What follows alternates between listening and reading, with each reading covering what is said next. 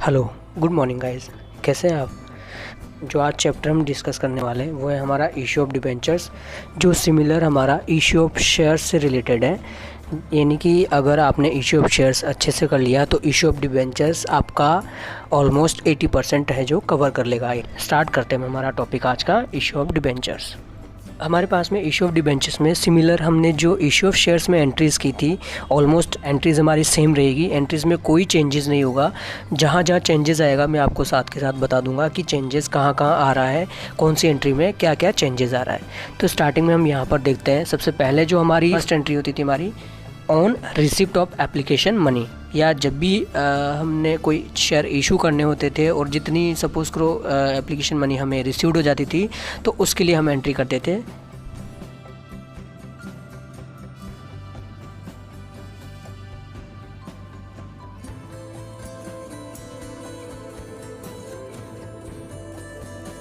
हमारी normally entry होनी थी। ठीक है, इसी एंट्री के बेस पे हमारा नरेशन भी हो जाता था। ठीक है, नरेशन में हम लिख देते थे एप्लीकेशन मनी रिसीव्ड।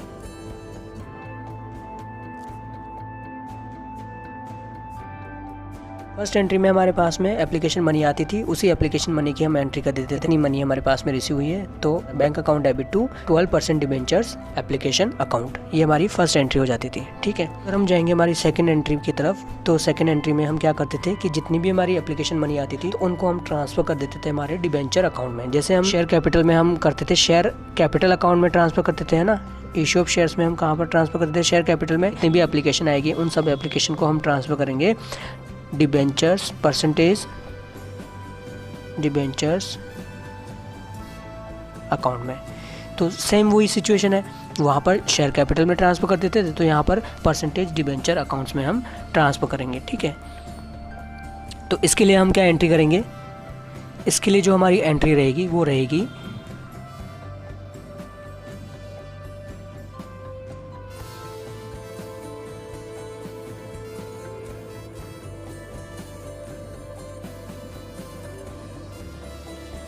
हमने जितनी भी हमारे पास में एप्लीकेशन आई है उन सभी एप्लीकेशन को अलॉटमेंट के लिए कहाँ भेज दिया है? सभी एप्लीकेशन को हमने डिबेंचर अकाउंट में ट्रांसफ़र कर दिया है। तो इसकी अगर हम नरेशन की बात करेंगे तो नरेशन भी हम यहाँ पर लिख लेंगे।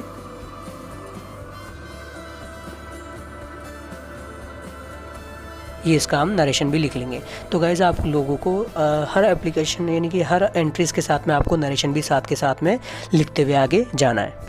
ठीक है, उसके बाद में हमने ट्रांसफ़र कर दिया हमारी एप्लीकेशन मनी को, हमने हमारे डिबेंचर्स अकाउंट में ट्रांसफ़र कर दिया। तो अब बात होती है कि अगर हमारी मनी रिजेक्ट हो जाती है तो हम क्या करें? अगर हमारी मनी पार्शली एक्सेप्टेड हो जाए और पार्शली हमारी रिजेक्ट हो जाए तो उसका क्या करें? तो नेक्स्ट एंट्री पे जाते हैं हम। नेक्स्ट एंट्री है हमारी on refund of money on totally rejected. अगर हमने सपोज़ करो कि वैसे ऑलमोस्ट हमने प्रोरेटा का केस हमने देख लिया था, है ना। प्रोरेटा के केस में क्या था, एक बार हम फिर से डिस्कस कर लेते हैं कि प्रोरेटा का केस हमने क्या देखा था कि सपोज़ करो पब्लिक ने अप्लाई कर दिया 6000 एप्लीकेशन, लेकिन हमें ज़रूरत है 5000 एप्लीकेशन की। ठीक है, हमें मीन्स कंपनी को। तो हमारी ऑटोमेटिकली जो रिजेक्ट हो जाएगी वो 1000 रिजेक्ट हो जाएगी, राइट। अगर यहाँ पर कुछ कंडीशन दे दी जाती है अलॉटमेंट के लिए, कुछ कंडीशन दे दी जाती है कि सपोज़ करो कि जिन लोगों ने 4500 के लिए अप्लाई किया पर पूरे के पूरे 4500 यहाँ पर उनके एक्सेप्ट कर लिए कंपनी ने, तो यहाँ पर कोई रिजेक्शन नहीं हुआ, तो हमारा फर्स्ट ग्रुप बन जाता था ये फुल्ली एक्सेप्टेड ग्रुप। ठीक है, अगर हम नेक्स्ट सिचुएशन की बात करेंगे, नेक्स्ट सिचुएशन रहती है ऐसे कि अगर सपोज़ करो जिन लोगों ने 800 के लिए अप्लाई किया उनके 500 यहाँ पर एक्सेप्ट हो गए तो ऑटोमेटिकली 300 रिजेक्ट हो जाएंगे। ठीक है, ये हमारा सेकंड ग्रुप बन जाता था। तो सिंपल सी बात है, देखो जिन लोगों ने जितनों के लिए, देखो हमारा प्रोरेटा क्या होता था कि जितनी एप्लीकेशन के लिए अप्लाई करते थे उनको पूरी एप्लीकेशन नहीं मिलती थी, उनको पूरी एप्लीकेशन उनकी एक्सेप्ट नहीं होती थी, उनमें से कुछ पार्ट उनका एक्सेप्ट होता था और कुछ उनका रिजेक्ट हो जाता था। तो इसको हम बोलते थे प्रोरेटा ग्रुप। ठीक है, इस ग्रुप को हम बोलते थे प्रोरेटा ग्रुप। उसके बाद में एक और दूसरा था कि सपोज़ करो लोगों ने यहाँ पर कुछ एप्लीकेशन यहाँ पर अप्लाई किया लेकिन उनके पूरे के पूरे रिजेक्ट हो गए, तो ऑटोमेटिकली देखो यहाँ पर 6000 के लिए लोगों ने अप्लाई किया था, 5000 कंपनी को ज़रूरत थी और ऑटोमेटिकली 1000 उनके रिजेक्ट हो गए थे। ठीक है, तो यहाँ पर 300 हमारे यहाँ से हो गए और 700 हमारे यहाँ से हो गए, तो टोटली 1000 यहाँ से हमारे हो गए। यहाँ पर भी हमारे 5000 हो रहे हैं टोटली, और यहाँ पर भी हमारा 6000 हो रहा है। तो ये हमारा कुछ ऐसा ग्रुप बनता था प्रोरेटा का, अगर हम देखें तो इसी के बेस पे हमारी एंट्रीज होती थी। ठीक है, फर्स्ट एंट्रीज हम जब हम प्रोरेटा के अलॉटमेंट के लिए करते थे तो फर्स्ट एंट्री हमारी 6000 की हो जाती थी, एप्लीकेशन की जितनी रेट है उसके अकॉर्डिंग। सेकेंड एंट्री हमारी इसके अकॉर्डिंग हो जाती थी 5000 के अकॉर्डिंग, जितनी कंपनी की डिमांड है। और थर्ड एंट्री हमारी जितना हमारा प्रोरेटा का ग्रुप बना है उसमें से जितना पार्शली जो रिजेक्टेड हुआ है उसकी एंट्री हो जाती थी एप्लीकेशन के अकॉर्डिंग। और थर्ड लास्ट हमारी एंट्री जो फोर्थ वाली होती थी वो रिटर्न वाली एंट्री हो जाती थी बैंक के अकॉर्डिंग, वही एप्लीकेशन की रेट के अकॉर्डिंग। ये हमारे कुछ पोजीशन रहते थे प्रोरेटा के। तो यहाँ पर हम बात कर रहे हैं कि refund of money on totally rejected. तो टोटली रिजेक्टेड हमारी कौन सी है? 700। तो 700 की अगर हम बात करेंगे यहाँ पर, जो ये 700 हमारा टोटली रिजेक्टेड हो गया, क्योंकि 700 के लिए अप्लाई किया था जिन लोगों ने, उनके 7 के 700 रिजेक्ट हो गए। तो इस सिचुएशन में हम क्या एंट्री करेंगे? अगर सेपरेट एंट्री करेंगे तो एंट्री देख लेते हैं।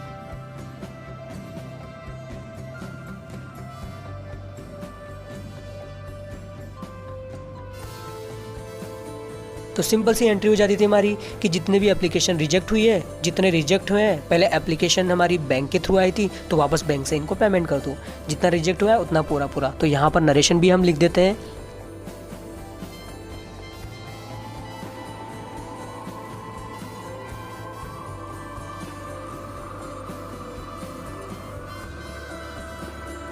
हमारा नरेशन भी यहाँ से हो जाता था, application money return on rejected application. Next जाते हैं हमारी नेक्स्ट एंट्री।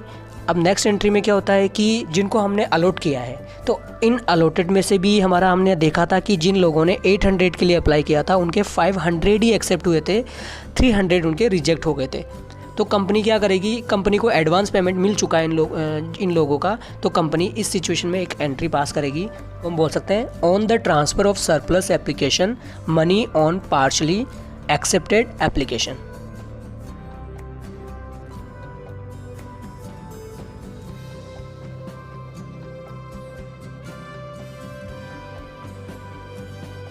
क्योंकि क्या रहा था यहाँ पर, कुछ परसेंट उनका अलॉट हो गया था और कुछ परसेंट उनका रिजेक्ट हो गया था। तो कंपनी उनका जितना रिजेक्ट हो गया था तो उनका एडवांस पेमेंट कंपनी वहाँ से कर लेगी। ठीक है, अगर यहाँ पर नरेशन की बात करेंगे तो नरेशन में आ जाएगा transfer of excess application money to allotment account. Excess amount था, यानी कि उनका 800 में से 500 ही एक्सेप्ट हुआ है, तो जाहिर सी बात है कि 300 तो उनका रिजेक्ट हो गया ना एप्लीकेशन। तो 300 रिजेक्ट हो गया तो कंपनी ने क्या कर लिया, एक्सेस जो अमाउंट था उसको कंपनी ने ऑलरेडी वहाँ पर इनकी जो इंस्टॉलमेंट आएगी वहीं से इन्होंने रिकवर कर लेना है। ठीक है, चलते हैं हमारी नेक्स्ट एंट्री पे। इसके बाद में हम आ जाएंगे फिर हमारी अलॉटमेंट की, मेकिंग अलॉटमेंट मनी ड्यू। जब अलॉटमेंट मनी रहेगी, ड्यू रहेगी, तो उसके सिचुएशन में हम क्या करेंगे? एंट्री रहेगी हमारी फर्स्ट।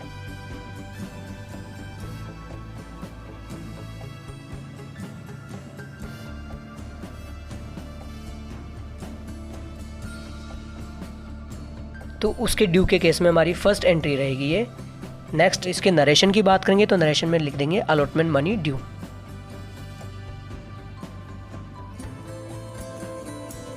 ड्यू रहा अमाउंट, इसी को हम रिसीव करेंगे। तो रिसीव वाली एंट्री में क्या रहेगा? रिसीव वाली एंट्री रह जाएगी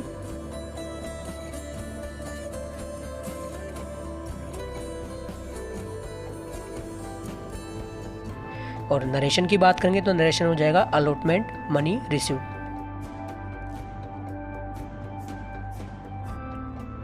ये हमारा नरेशन रह जाएगा। तो सिमिलर गाइस, जैसे जैसे हमने इश्यू ऑफ शेयर्स में किया था, एज इट इज़ हमारा इश्यू ऑफ डिबेंचर्स में भी वही पोर्शन चल रहा है। कहीं पे हमने ज़्यादा कोई एफर्ट्स नहीं लगाए, सिंपल सा इश्यू ऑफ शेयर्स था, सिंपल सा ये इश्यू ऑफ डिबेंचर्स के हमारे एंट्रीज़ हैं। इश्यू ऑफ डिबेंचर्स में हम आगे चलते हैं। तो हमारी जब हम फर्स्ट कॉल की बात करेंगे तो सिमिलरली हमारा जब on making the call money due रहेगी तो उस सिचुएशन में हमारी फर्स्ट जो एंट्री हो जाएगी वो एंट्री हो जाएगी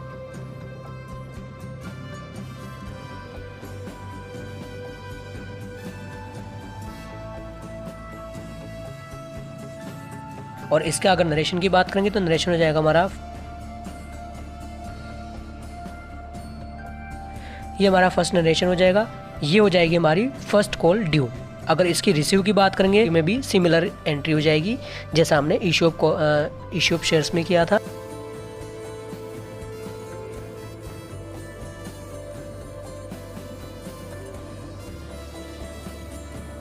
और इसकी अगर नरेशन की बात करेंगे तो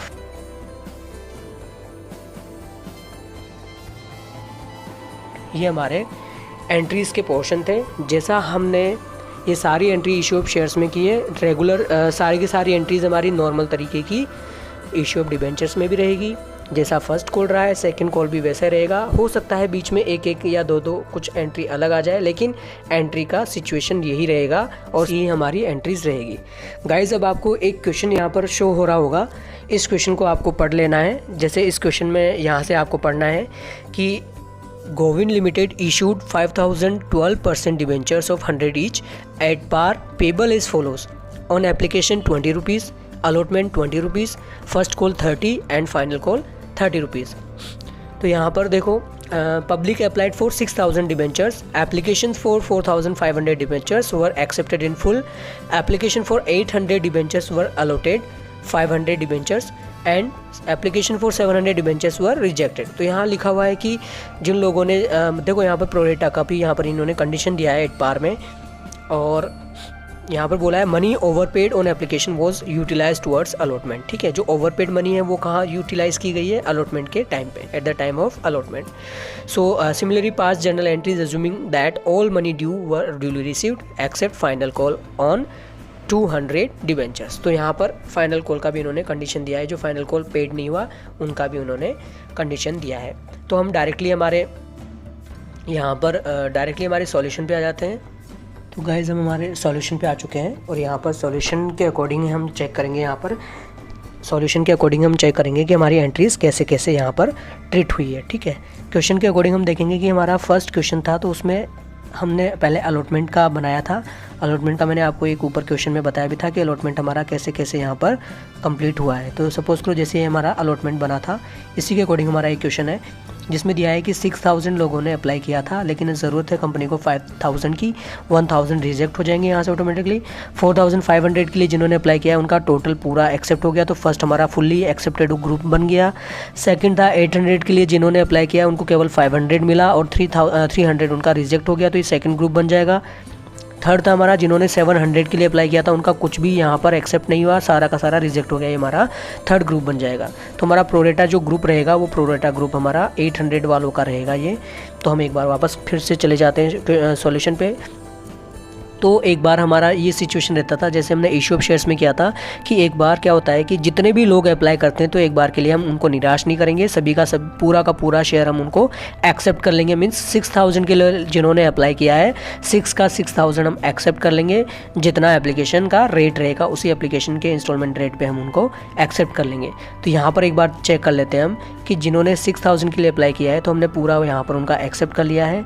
और पूरा एक्सेप्ट करना मीन्स कि यहाँ पर हमने पूरा ही उनका एक्सेप्ट कर लिया है, और पूरा एक्सेप्ट किया है मीन्स कि यहाँ पर हो गया कि bank account debit 12% debenture application account, application money received on 6,000 और 20 ईच एप्लीकेशन का हमारा है, तो 1,20,000 पे हमने उनको एक्सेप्ट कर लिया है। नेक्स्ट जाते हैं, तो नेक्स्ट हमारा था, मैंने आपको नेक्स्ट में बताया था कि यहाँ पर प्रोरेटा के बेस पे हमारा नेक्स्ट जो बन रहा था पॉइंट वो था कि फर्स्ट एंट्री हमारी इस पे ट्रांसफर में फर्स्ट एंट्री हमारी 6,000 की होनी है, सेकंड एंट्री हमारी 5,000 की, देन 300 की, देन 700 की। तो एक बार चेक कर लेते हैं दोबारा। ये एप्लीकेशन पे जो हमारा रेट है वो 20 रुपीज़ है। ठीक है, यहाँ पर हम चेक कर लेते हैं कि इसमें क्या होना है एंट्रीज़ में। तो यहाँ पर गाइस चेक कर सकते हैं आप, यहाँ पर हमारे पास में जो एंट्रीज़ है उसमें 12% डिबेंचर एप्लीकेशन अकाउंट डेबिट, ये 6,000 मल्टीप्लाई बाय 20 कर रहे हैं तो 1,20,000 आ रहा है हमारा।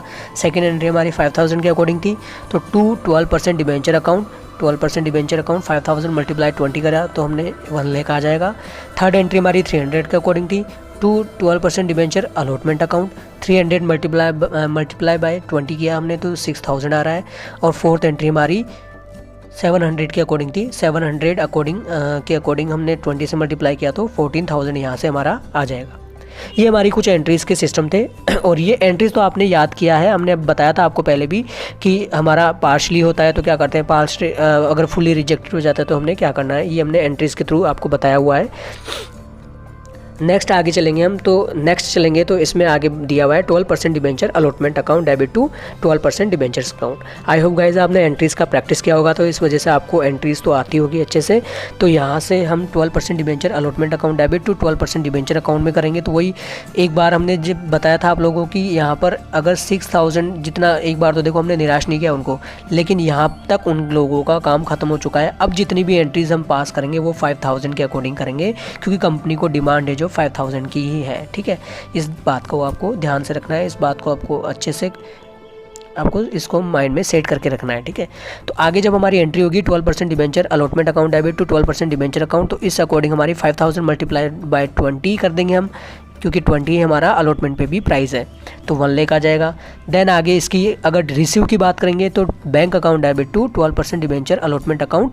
और यहाँ पर देखो एक चीज़ ध्यान रखने की बात है कि 1 लाख का हमारा जब ड्यू हुआ है अमाउंट, तो 1 लाख के अकॉर्डिंग ही रिसीव होना था, लेकिन एक्सेस अमाउंट इन्होंने ऑलरेडी यहाँ पर 6000 का एक्सेस अमाउंट इन्होंने कवर किया हुआ है। इसका मतलब 1 लाख माइनस 6000 इन्होंने लेस कर दिया, तो 94,000 यहाँ पर इन्होंने रिसीव किया है। ठीक है, इस बात का भी आपको ध्यान रखना है। आगे चलेंगे तो आगे फर्स्ट कॉल की जब हम मेकिंग करेंगे, on making first call entry, तो 12% debenture first call account debit to 12% debentures account. और फर्स्ट कॉल का हमारा प्राइस रहेगा कितना, 30 रुपीज़ के अकॉर्डिंग। तो 50,000 मल्टीप्लाई बाय 30 कर देंगे हम, 5000 मल्टीप्लाई बाय 30 कर देंगे हम, तो हमारा आ जाएगा 1,50,000। और सिमिलर इसी के अकॉर्डिंग हमारी इसकी जो एंट्री रहेगी आगे की, इसी के अकॉर्डिंग हम इसकी रिसीप्ट भी कर लेंगे। Similar bank account debit to 12% debentures first call account, तो इसकी जब रिसीव करेंगे तो वही 1,50,000 से कर देंगे। सेकंड कॉल की बात करेंगे तो सेकंड कॉल पे गाइज इन्होंने, आप देखिए कि सेकंड कॉल पे बोला है कि 12% debenture second and final call account debit to debentures account. तो यहाँ पर वही 5000 मल्टीप्लाई 30 करेंगे तो आ जाएगा यहाँ पर 1,50,000। लेकिन एक क्वेश्चन में अगर आप देखेंगे तो क्वेश्चन में एक लाइन दी हुई थी नीचे कि except final calls on 200 debentures, मतलब 200 डिबेंचर्स, 5000 डिबेंचर्स में से 200 डिबेंचर्स उन्होंने पे नहीं किए, मतलब 4800 एप्लीकेशन ही उन्होंने एक्सेप्ट किया है, तो उन्हीं का ही एंट्री हमें करना है, मतलब पेमेंट हम उन्हीं का ही करेंगे। ठीक है, तो 4800 को मल्टीप्लाई कर देंगे 30 से, 4800 को मल्टीप्लाई करेंगे 30 से, तो हमारे पास में आ जाएगा 1,44,000। तो ये हमारे इशू ऑफ डिबेंचर्स की एंट्रीज़ हुई है, और इसी के बेस पे हमारा ये इशू 8 पार डिबेंचर्स 8 पार का भी सिस्टम यहाँ से कंप्लीट हुआ है। तो 8 पार का यहाँ से आप चेक कर लेना, 8 पार का सिमिलर है, सिमिलर 8 प्रीमियम और डिस्काउंट का भी सिमिलर रहेगा, तो वो आपको प्रैक्टिस करना है। तो एंट्रीज़ के बेस पे आप यहाँ से इजीली सारी एंट्रीज़ हमने इशू ऑफ शेयर्स के बेस पे कर ली है, और डिबेंचर्स के भी हमने सारी एंट्रीज़ इशू ऑफ शेयर्स के बेस पे किया है। तो एंट्रीज़ में कहीं पे कोई डाउट नहीं है, बस यहाँ पर सिचुएशन है कि आपको कैसे एंट्रीज़ को फॉलो करना है। तो 8 पार प्रीमियम डिस्काउंट का भी आपको यहाँ से कंप्लीट कर देना है। ठीक है, थैंक यू गाइस।